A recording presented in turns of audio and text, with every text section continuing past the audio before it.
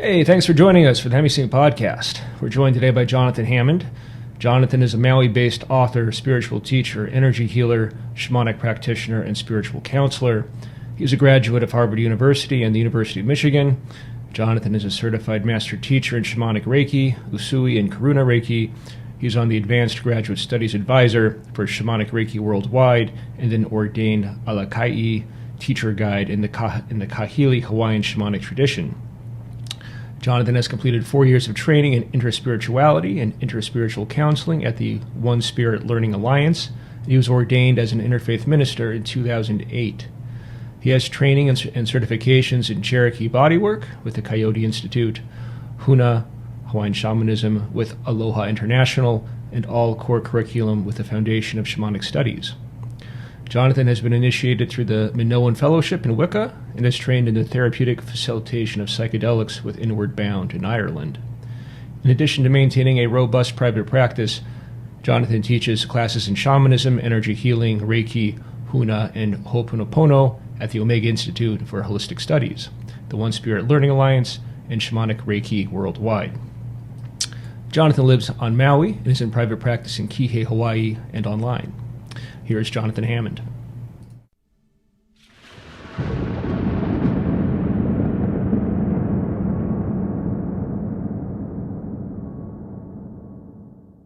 John, welcome to the Hemi-Sync podcast. Thanks for joining us. So there are many different types of shamanism. Hemi-Sync has produced many different albums which relate to the topic. I've personally done more than a few podcasts on the subject. So can you just tell us a bit about your own personal or particular brand of shamanism? Not personal, but the brand that you practice. Well, there are different versions, different teachers, and all of that. Ultimately, it is a return to nature. That's the main thing. It's about nature as a template to teach us about ourselves.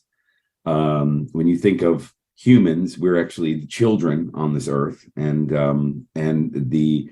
the nature beings, the plant people, the stone people, the animal people have been around a lot longer than we have, and humans have the unique ability as children to think that they can become something other than themselves. Think that they can become something different. They can live in mentally constructed world rather than the reality of the here and now, and rather than living from our own essence, in the same way that the shark only wants to be itself or the daisy only knows how to be itself. We have this unique ability and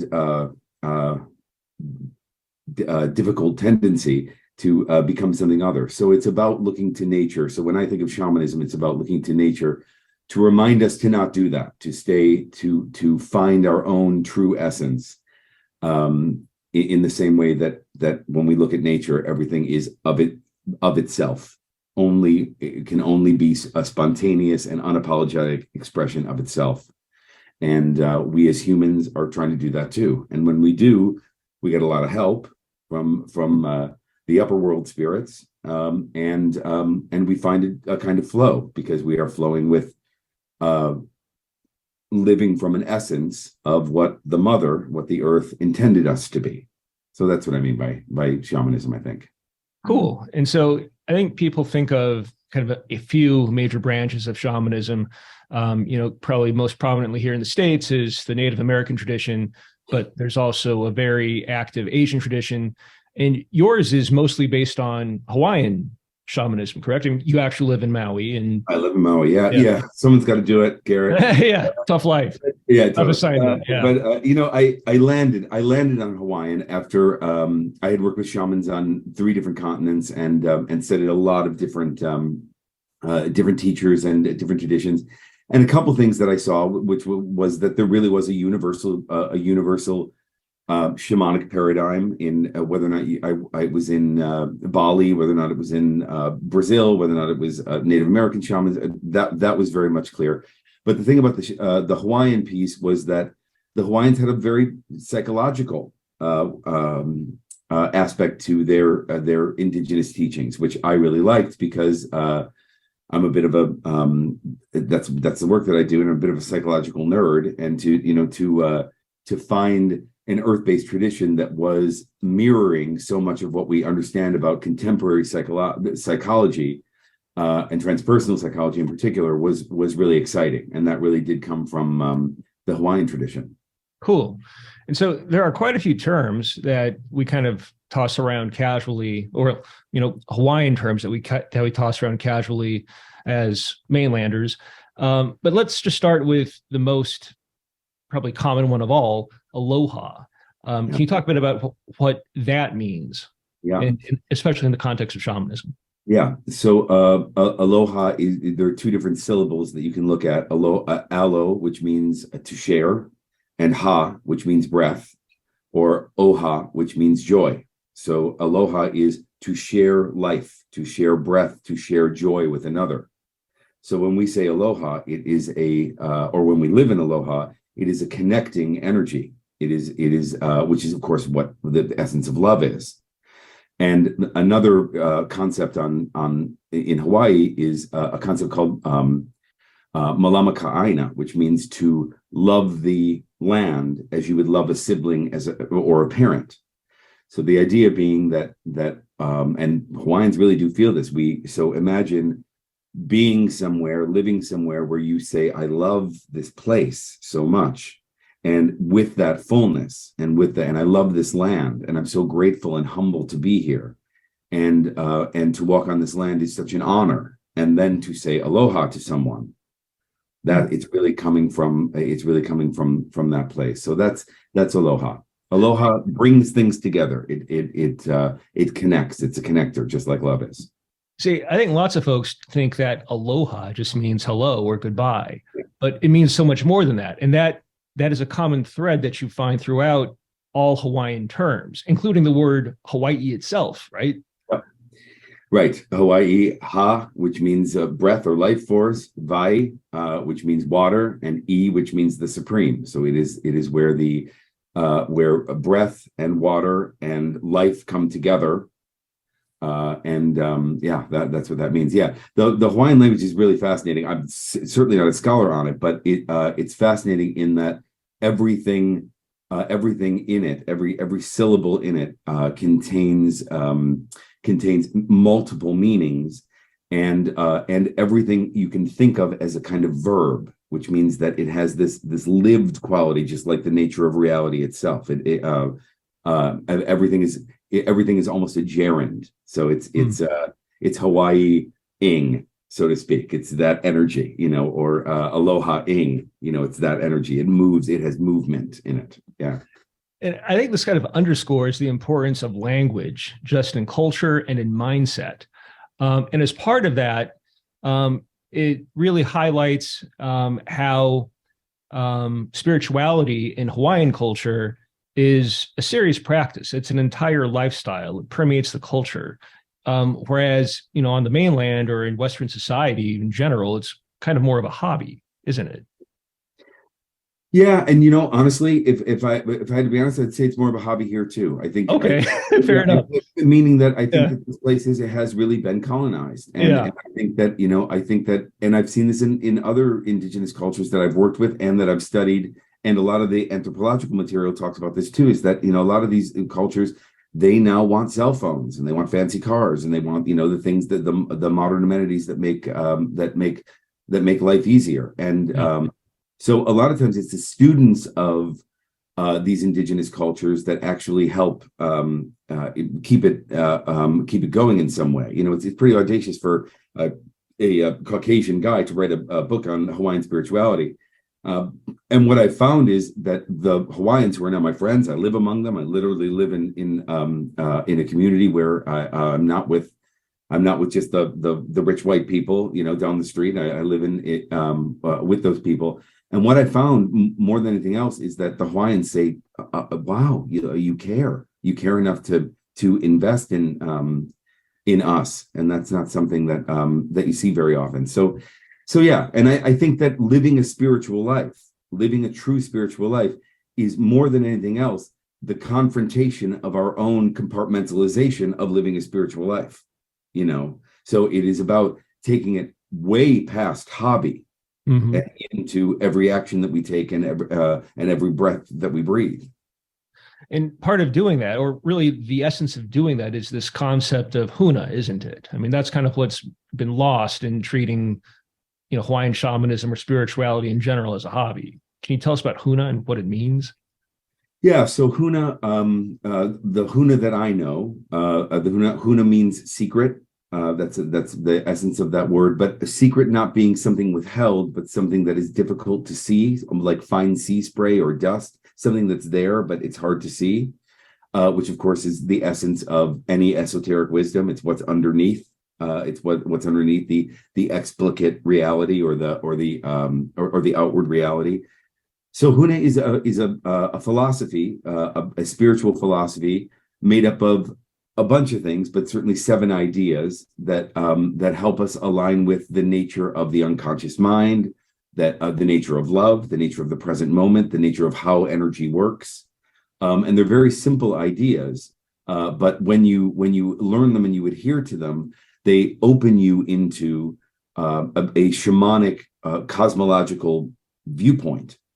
And way of seeing the world that puts you in flow with what we were talking about earlier, which was being more like nature and learning how we use the power of our own minds and our own intentions and our own actions to consciously create our life and evolve appropriately and evolve in a way that we were meant to evolve. The sense of, we're wired toward our own creative evolution. We can feel it. When you take an action that feels right and good and growthful, you can feel it. There's a felt sense to it. And when you do it the other way, there's a sense that it doesn't feel right. So we are wired toward that.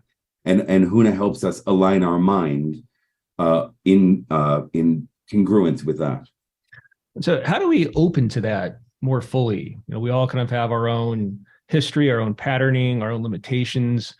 How do we open to that as part of serious spiritual practice? Well, I would say the main thing is, what are you thinking about? What are you habitually laying your consciousness on? If you think of awareness as a screen of reality, and that reality shifts and changes based on what you project onto it.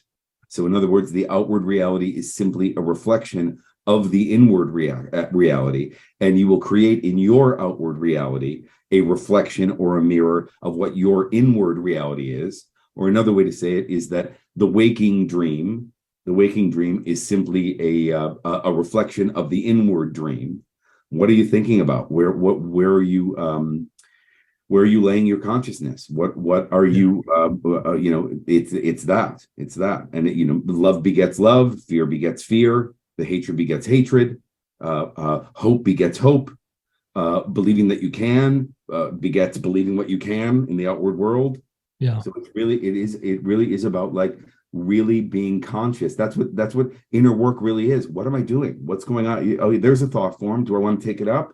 Do I want to sit it inside me and see through its eyes? No, it's not going to get me where I want to go. I see you there.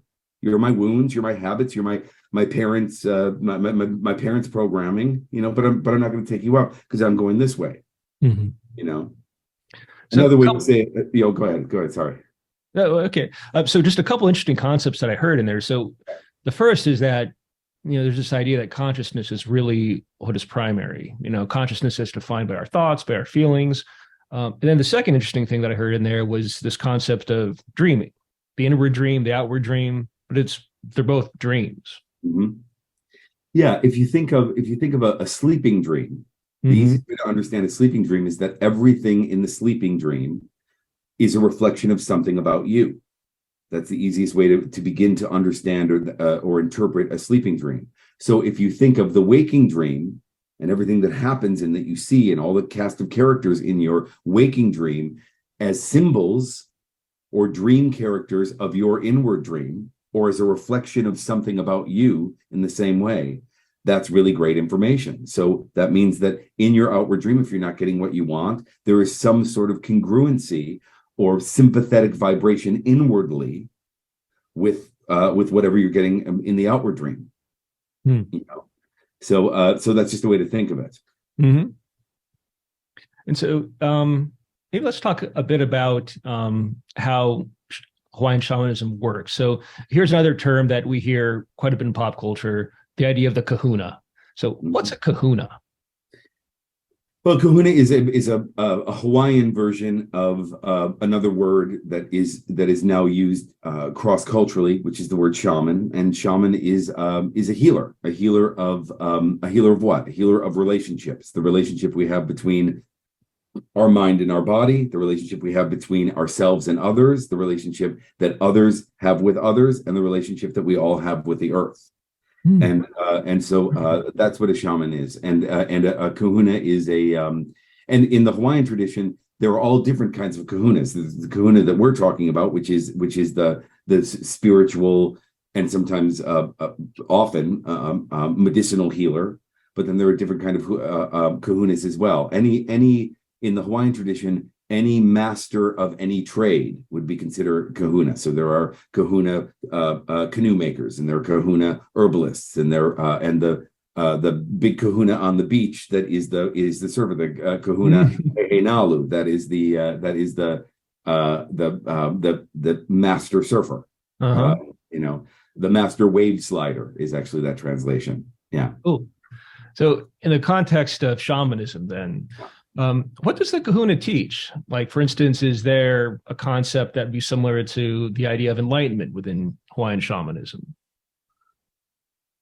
The thing about enlightenment is, the enlightenment in any shamanism, I think, would be about a unitive consciousness, that we really do live in a completely interdependent and interconnected reality. And when you go into nature, that's very clear. You can sort of see how all things work together, and we're like that too. In terms of a unitive consciousness that is where there's where you just are sitting in the non-dual reality, there's not much to do there. Yeah. And it's a nice place to visit, but you can't really enjoy chocolate or have a girlfriend or that sort of thing. So so when I think of enlightenment, I think of love in the present moment, with an awareness that I'm connected to the all. We tend to be simple in shamanism. So yeah, no, that's beautiful. So just in case this isn't fully landing with folks, how would you describe the feeling of living from this connected place, like as a practical matter? Like, what are the hallmarks of your everyday living if you're in tune with this? A sense that everything matters, that everything counts, that everything is sacred. And I don't mean that I don't have aversions to things, or that or that I don't experience myself as a separate self. But when you think of contemporary society, we only think of ourselves. The left brain is very predominant. So with the left brain being the analytical, the separate. Right. And indigenous cultures had a real balance between left brain and right brain. And right brain is the holistic, the imaginative, the intuitive. And so it's more about being centered in those things. I often talk about the medial consciousness, or the fifth dimensional consciousness of the shaman, or the healer, or the minister, or the wise person. And that is where we sit in the middle, and we pull ourselves away from the polarized culture: good, bad, black, white, Trump, Biden, Democrat, Republican, vax, unvax, and we sort of allow ourselves to sit in the bigger perspective and say, on some level, it all counts. It's all supposed to be there. It's all part of great spirit. It all matters. And to hold that in that medial position, it's that. And in there you find that's where flow resides, and that's where a different kind of wisdom lives. Right. So I think you just kind of touched on it right there. Flow. You're describing a flow state. So the analytical mind is kind of turned down, and you're really just kind of observing, holding experience. Moving with experience, and really, it's about it's Joseph Campbell. It really is following what is pleasurable, following your bliss, the bliss that comes without a hangover. But following that and avoiding that which doesn't feel good, and because that's what nature is doing. That's exactly what nature is doing. Yeah. Nature takes for itself, and nature advocates for itself, and nature knows it's also connected to the all, and nature wants to realize its potential and to be in that place, and to hold that intentionality for yourself, Mm-hmm. to enter you into the same flow that nature is doing. Mm-hmm.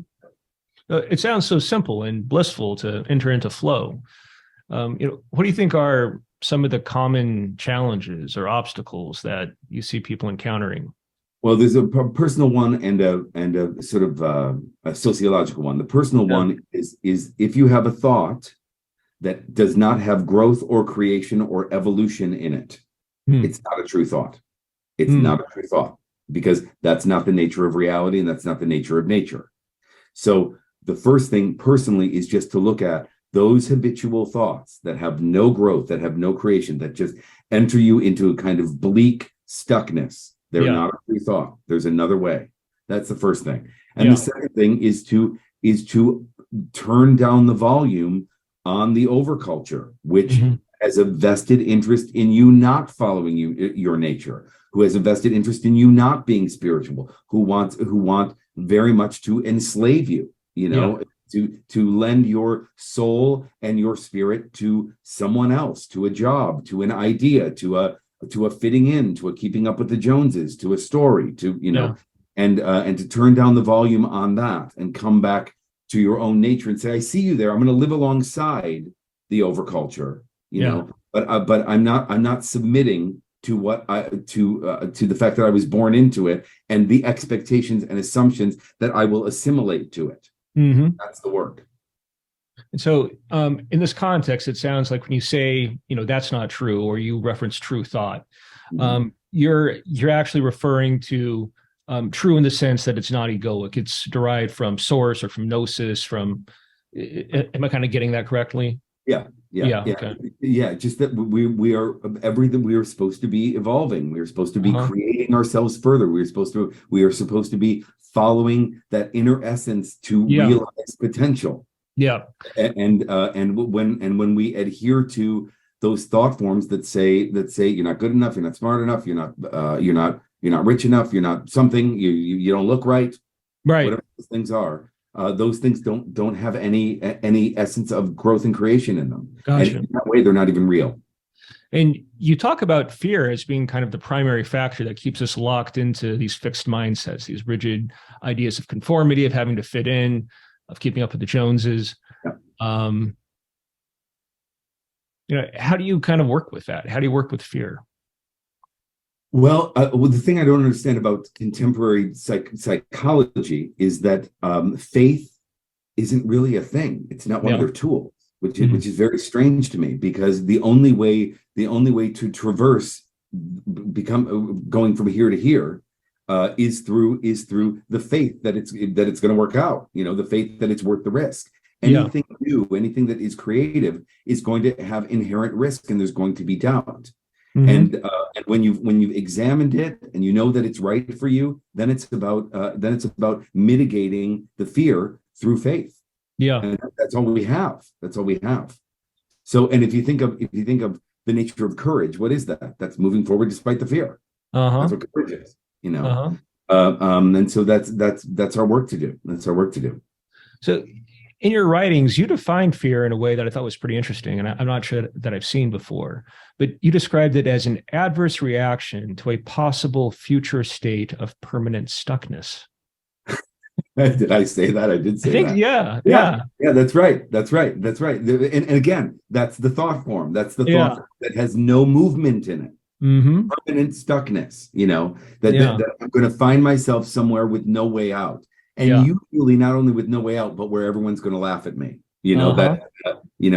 Teresa of Avila, a great Catholic mystic, she talked about that the reason why we don't follow the spiritual path or follow our own growth or make choices towards our development that feels spiritually guided is because of the fear of humiliation. Which I think is such an interesting way to say it. That if I follow that, if I think of myself as more than what I am, I might be humiliated. Mm. you know. And I think that's something to look at in your own process or in a therapeutic process. And so when you talk about faith as being the way out, you're really talking about faith in the idea that it's going to be okay then. Am I getting that right? Yeah. If so a very a sort of shamanic conception of the universe is that we have a seed, we are a seed, and in that seed contains all the programming that will lead towards our growth, development, our interconnection with the all, our realizing our potential, and that there is light or an angel or the sky father or the spiritual energies that stand over that seed and say grow, keep going. And so we're made of both. If you think of the Big Bang, you know, we essentially we're here on Earth and we are of the mother, but we are also of the sky. We are also part of that star material or that heavenly essence. And so if we're following our Earth evolution and our Earth growth and our Earth programming, as well as the heavenly evolution that says I will help you, I will organize things, I will inspire, I will create relationships so that you can do that. All right. Well, so cool. So this takes me into a topic that I wanted to cover with you then. So people always want to know, you know, okay, well, tell me about the goodies. So how do we kind of use this to manifest things that we want, things in our life that serve us well? Well, one of the first principles of Huna says that the world is what you think it is, meaning that the world becomes what you're thinking about. So I'll give you an example. So I'm a blue collar boy from Michigan, and I live on Maui. This is not. I didn't just waltz over here. And if you don't think that I traversed my own doubt and fear around that process, I most certainly did. As I was thinking, I was enraptured with Hawaii, but I didn't know how to get here. And I began to watch a show on HGTV called Hawaii Life, and there are 19 seasons of that show, and it's watching people buy property in Hawaii. I've seen that show. And I watched every episode, and I watched them more than once. And I watched them more than once, and I watched people being told what the price is and buying it and moving to Hawaii. And then when I got bored with that show after watching every season 3 times, I started beach hunt, bargain front, and bargain hunt, and that was just to keep it beachy because I wanted seen that too.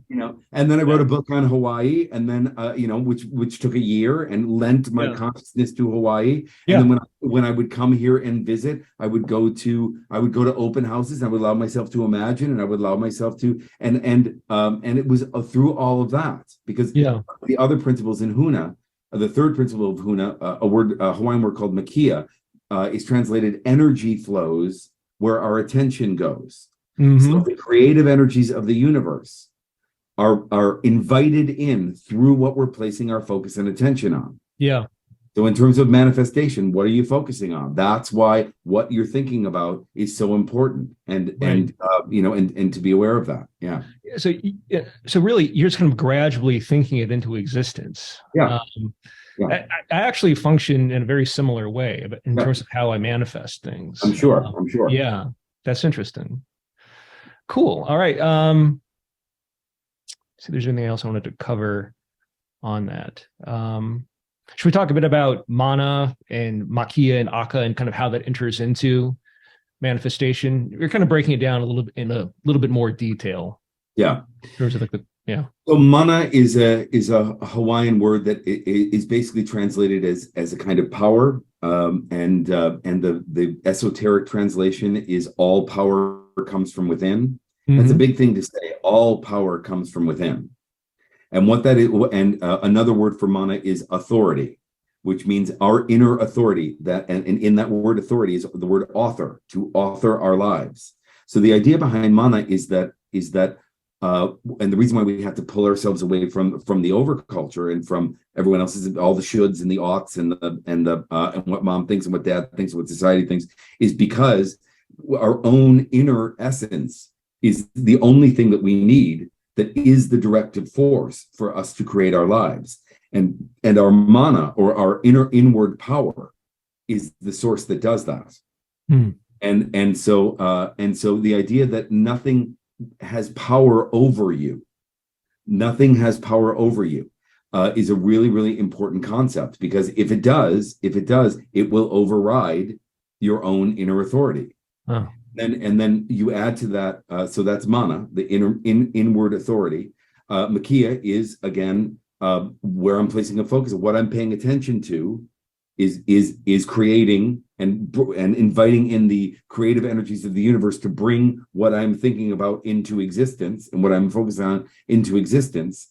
And then Akka is a very quantum concept in Hawaiian spirituality, and the idea is that there is vast potential in space, and where we place our focus and attention, what we're thinking about, lights up the potential in that empty space, and is the essence of what it can become.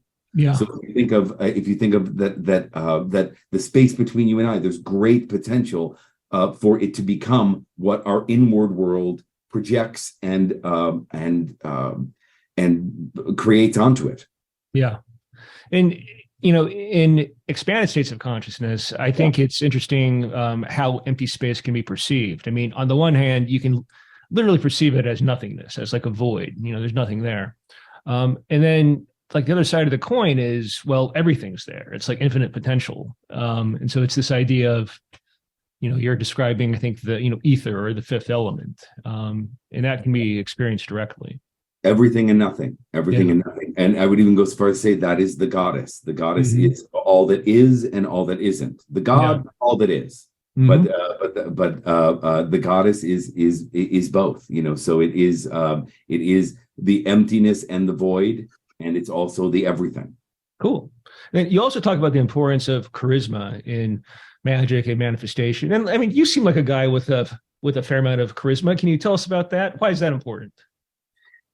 Well, what is charisma? Charisma is actually to be charismatic. That is a spiritual word, and that is really about if you want charisma, again, it's just love in the present moment. It's that's what that is, and it's a sense of and it's the realization that I'm supposed to be here, that I belong here, that I have a purpose, that I matter. Now, these things sound very simple, but I can't tell you, in my work in private practice, I can't tell you how much work it is and how much the theme of, that you matter, that you have a gift, that the gift matters. Do you know that you're special? Do you know that you're here for a reason? You know that if the universe didn't want you to be here, you wouldn't be here. Yeah. And to be in that joy, and to be in that sense of this is my shot. Yeah, this is my shot in this body, in this persona, in this life. That's what to me, that's what charisma is. And I find that a lot of people have a hard time with that. I mean, even repeating a simple affirmation such as, I deeply love and respect myself. People will often have a hard time saying that. They'll want to say it to themselves quietly, silently, or like barely audibly.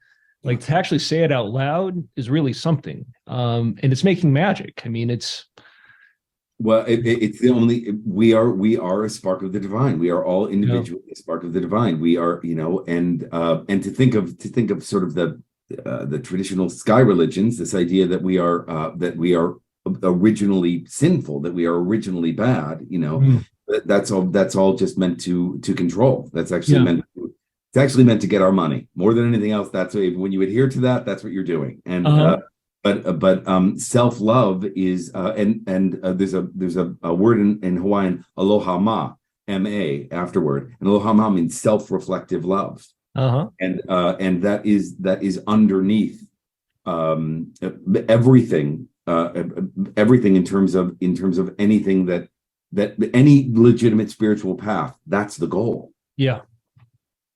Very cool. So tell us about your new Hemi-Sync album called The Shaman Within. Yeah. Well, it was, I'm in private practice. I do spiritual counseling. It's through a shamanic lens. And there are certain major themes that I saw, that I keep seeing and will continue to see with humans in this very busy, very full practice.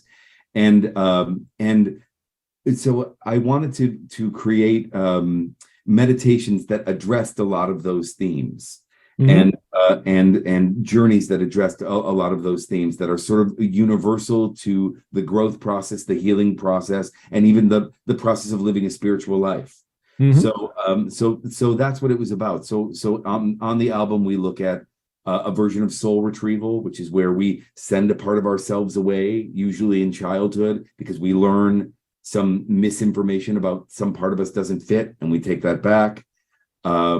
There's a section on releasing attachments to other people, to non-beneficial relationships.